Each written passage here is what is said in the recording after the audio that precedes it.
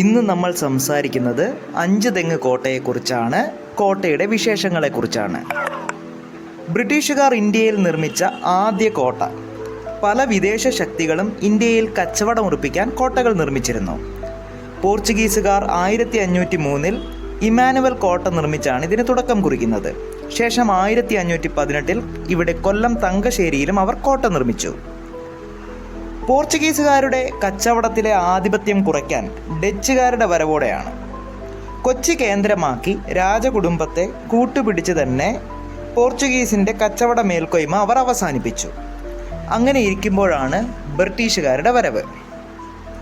AD 1690 British കമാൻഡറായ John Brabourne Attingal റാണിയിൽ നിന്നും 5 തെങ്ങിൽ ഒരു കോട്ട കെട്ടുവാനുള്ള അനുവാദം വാങ്ങി.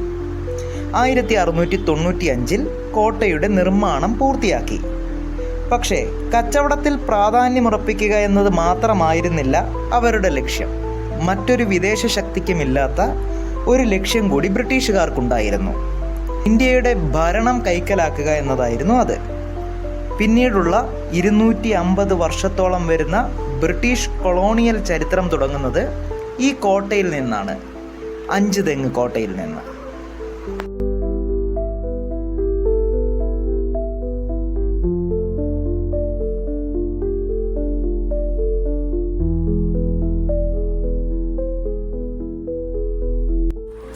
ഈ കഥ പറയുമ്പോൾ എൻ്റെ ഉള്ളിലൊരു ചോദ്യം: തിരുവിതാംകൂർ പേഴ്സ്പെക്റ്റീവിൽ പറയണോ, വേണാട്ടുകാരൻ്റെ പേഴ്സ്പെക്റ്റീവിൽ പറയണോ, അതോ ബ്രിട്ടീഷ് പേഴ്സ്പെക്റ്റീവിൽ പറയണോ?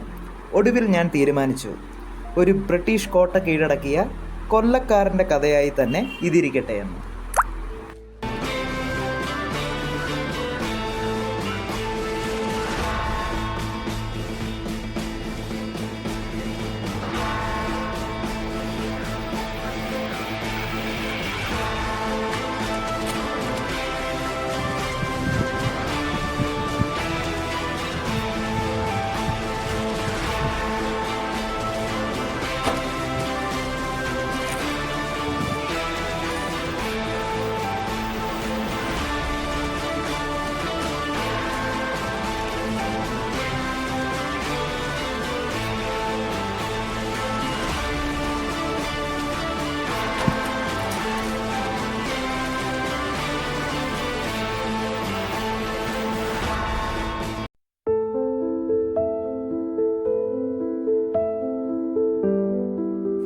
ഈ കഥ നടക്കുന്നത് മാർത്താണ്ഡവർമ്മ കുളച്ചിൽ യുദ്ധത്തിൽ ഡച്ചുകാരെ പരാജയപ്പെടുത്തുന്നതിന് മുന്നേ, ആറ്റിങ്ങൽ കലാപത്തിന് മുന്നേ, മാവേലിക്കര ഉടമ്പടി ഉണ്ടാവുന്നതിന് മുന്നേ, തൃപ്പടിദാനം സംഭവിക്കുന്നതിന് മുന്നെയാണ്.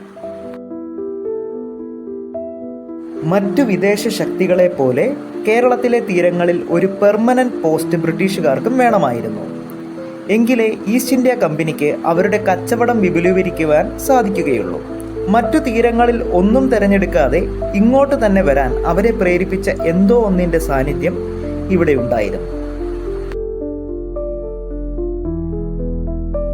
അങ്ങനെ 1690 ആറ്റിങ്ങൽ റാണിയുടെ അനുവാദത്തോടെ അവർ ഇവിടെ കോട്ടയുടെ നിർമ്മാണം ആരംഭിച്ചു.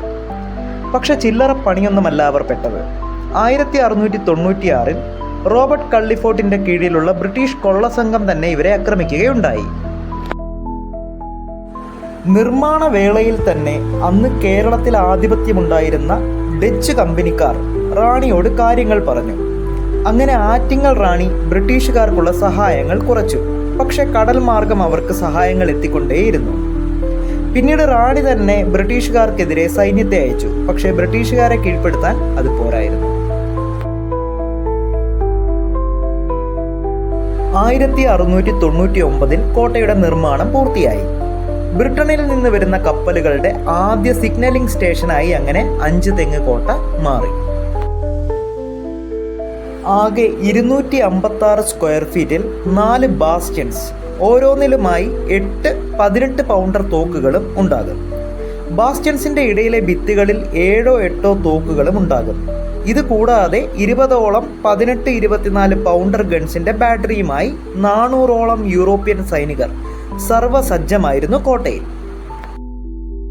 അന്ന് ബോംബെ കാസ്റ്റിൽ കഴിഞ്ഞാൽ ബ്രിട്ടന്റെ ഏറ്റവും പ്രധാനപ്പെട്ട കേന്ദ്രമായിരുന്നു 5 തെങ്ങ് കോട്ട.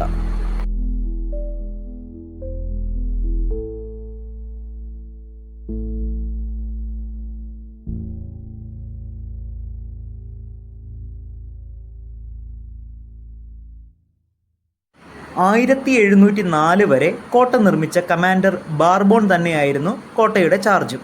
അദ്ദേഹത്തിൻ്റെ ഭാര്യയായ ഡീബോർഗിനെ അടക്കിയിരിക്കുന്നത് ഇവിടെയാണ്. അദ്ദേഹത്തിൻ്റെ പിൻഗാമിയായി പിന്നീട് സൈമൺ കൗസെ, ജോൺ കിഫിൻസ്, വില്യം ഗിഫോർഡ്സ് എന്നിവരും വന്നു.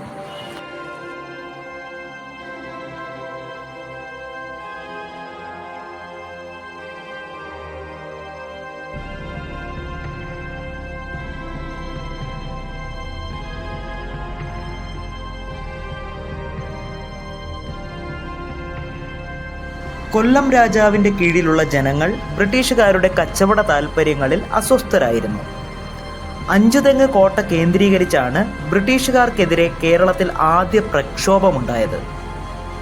1721 രാജ്ഞിയെ കാണാൻ പോയ ഒരു സംഘം ബ്രിട്ടീഷുകാരെ നാട്ടുപ്രമാണിമാരുടെ നേതൃത്വത്തിൽ തദ്ദേശവാസികൾ ആക്രമിക്കുകയും കോട്ട ഉപരോധിക്കുകയും ചെയ്തിരുന്നു.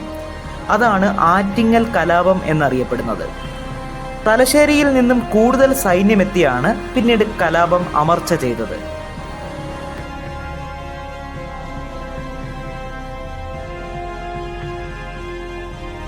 ആയിരത്തി 1790-കളിൽ ബ്രിട്ടൻ ഫ്രാൻസും തമ്മിലുള്ള പോരാട്ടങ്ങൾ ലോകമെമ്പാടും പ്രശ്നങ്ങൾ സൃഷ്ടിച്ചു. ആംഗ്ലോ മൈസൂർ യുദ്ധകാലഘട്ടത്തിൽ ബ്രിട്ടന്റെ മേജർ മിലിറ്ററി ഡിപ്പോട്ടായിരുന്നു അഞ്ചുതെങ്ങ് കോട്ട. ആ സമയങ്ങളിൽ തിരുവിതാംകൂറിൽ റെസിഡന്റ് ഭരണം ആരംഭിച്ചിരുന്നു. വേലുത്തമ്പി ദളവയുടെ ഭരണകാലത്ത് ബ്രിട്ടീഷുകാർക്കെതിരെ നടന്ന കലാപത്തെ തുടർന്ന് കലാപകാരികൾ അഞ്ചുതെങ്ങ് കോട്ട ഉപരോധിച്ചു. എന്നാൽ 1810 തിരുവിതാംകൂർ റെസിഡന്റായിരുന്ന മക്കോളെ കോട്ട തിരിച്ചു പിടിച്ചു. 1813 കോട്ടയുടെ പ്രവർത്തനങ്ങൾ നിർത്തലാക്കുകയും കോട്ട പ്രദേശങ്ങളും തിരുവിതാംകൂർ രാജ്യത്തേക്ക് ചേർക്കുകയും ചെയ്തു.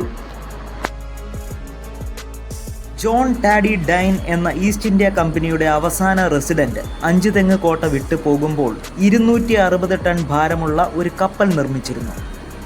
പിന്നീട് ഈസ്റ്റ് ഇന്ത്യ കമ്പനിയിൽ നിന്നും ഭരണം രാജ്ഞിയുടെ കയ്യിലായി.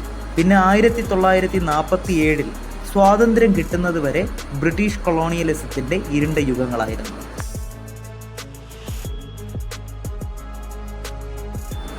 1921 കേന്ദ്ര സർക്കാർ ദേശീയ പ്രാധാന്യമുള്ള സ്മാരകമായി പ്രഖ്യാപിച്ച അഞ്ചുതെങ്ങ് കോട്ട കേന്ദ്ര പുരാവസ്തു വകുപ്പിൻ്റെ സംരക്ഷണത്തിലാണിപ്പോൾ.